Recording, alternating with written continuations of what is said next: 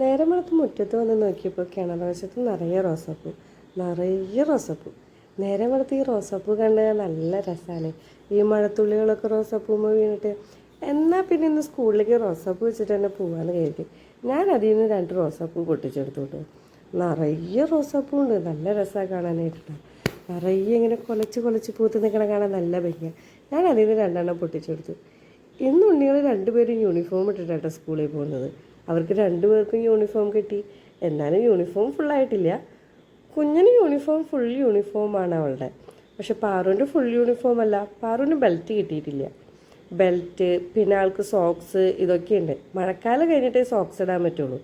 അപ്പോൾ ബെൽറ്റ് 2 ദിവസം കഴിഞ്ഞിട്ടും ആൾക്ക് കിട്ടും. അപ്പോൾ ഫുൾ യൂണിഫോം ആവും. ഇപ്പം ഞങ്ങൾ 2 പേരും റോസാപ്പൂവൊക്കെ വെച്ച് ഞങ്ങളുടേതായ സ്റ്റൈലിൽ ഞങ്ങൾ അങ്ങോട്ട് റെഡിയായി. പിന്നെ ബാഗൊക്കെ ഇട്ട് ഞങ്ങളുടേതായ ചെറിയ സ്റ്റെപ്പൊക്കെ ഇട്ട് ഞങ്ങൾ അങ്ങോട്ട് ഉഷാറായി.